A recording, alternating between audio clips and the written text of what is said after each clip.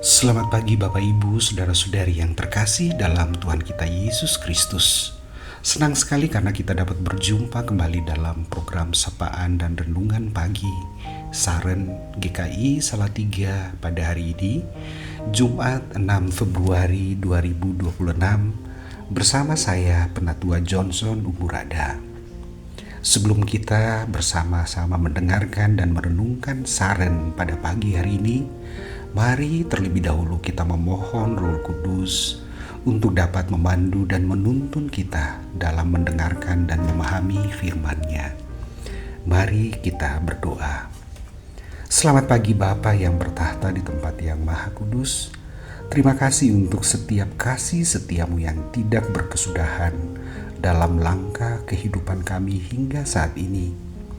Pagi ini kami rindu mengawali setiap tugas dan pekerjaan yang telah Engkau karuniakan kepada kami dengan membaca dan merenungkan firman-Mu.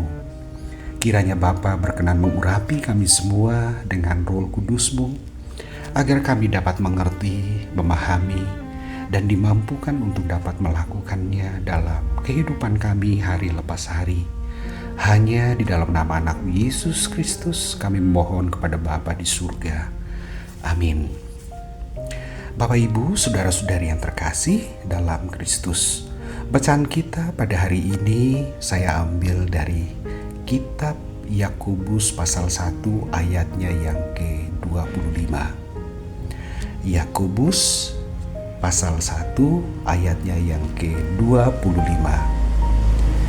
Tetapi orang yang meneliti hukum yang utama, yaitu hukum yang memerdekakan orang, dan ia bertekun di dalamnya, jadi bukan hanya mendengar untuk melupakannya, tetapi sungguh-sungguh melakukannya, ia akan berbahagia oleh perbuatannya. Saran pada hari ini saya beri judul Kesetiaan dan Ketaatan yang Sejati. Bapak Ibu, Saudara-saudari yang terkasih, bagaimana dengan pengendara kendaraan yang tidak taat atau tidak mematuhi peraturan lalu lintas? Sudah dapat kita pastikan bersama bahwa pengendara tersebut pasti akan menghadapi persoalan atau permasalahan seperti kecelakaan, kemacetan, dan bahkan mendapatkan hukuman dari pihak berwajib.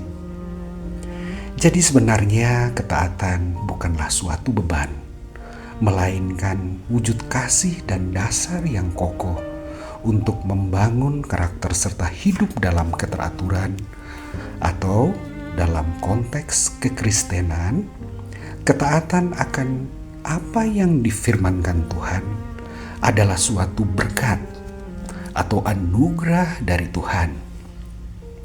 Nats renungan kita di atas menegaskan kembali kepada kita bahwa setiap orang yang melakukan pekerjaan apa saja, asalkan seturut dan sesuai dengan firman-Nya, akan disebut sebagai orang yang paling berbahagia. Nats yang kita baca dari Yakobus pasal 1 ayat 25 juga dipertegas di dalam Matius pasal 7 ayat 24 hingga ayatnya yang ke-27, di mana Yesus juga menyampaikan perumpamaan tentang dua macam dasar bangunan. Orang bijak membangun rumah di atas batu, yaitu yang mendengarkan dan melakukan firman Tuhan, sehingga kokoh saat terjadinya badai. Sebaliknya, orang bodoh membangun di atas pasir, yaitu orang yang mendengarkan tetapi tidak melakukannya, sehingga rumahnya roboh saat dilanda banjir dan angin kencang. Bagaimana keteladanan ketaatan Abraham dan Ayub dalam hidup mereka?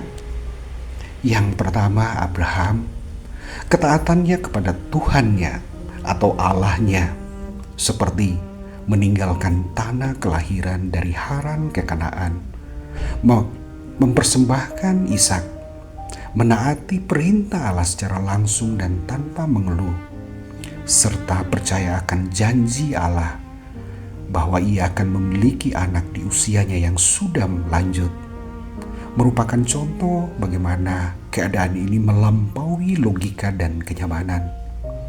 Ketaatan sejatinya adalah tindakan yang didorong oleh kasih yang begitu besar kepada Allahnya, bukan rasa takut atau kewajiban yang membosankan, tapi untuk mempersembahkan yang terbaik kepada Allahnya.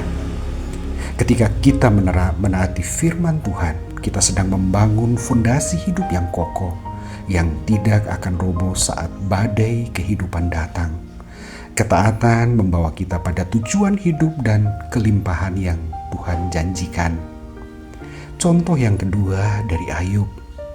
Kisah Ayub adalah pengingat kuat tentang bagaimana iman yang tidak tergoncang oleh penderitaan berat, mengajarkan tentang kesabaran, kerendahan hati, dan kepercayaan mutlak pada kedaulatan Tuhan.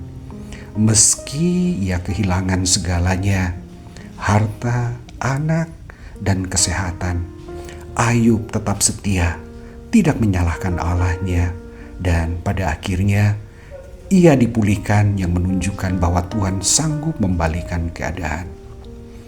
Mari evaluasi hidup kita. Apakah kita masih mentaati Tuhan hanya saat keadaan baik, atau tetap taat saat situasi sedemikian sulit?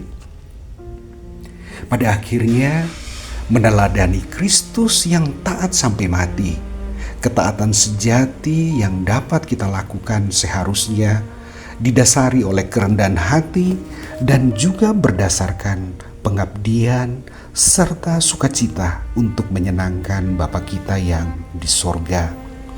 Taat seharusnya menjadi gaya hidup orang yang percaya, yang berupaya untuk menyenangkan Bapa yang di sorga, seperti yang dilakukan oleh Abraham dan Yakub, yaitu membaca, meneliti, mengetahui firman Tuhan.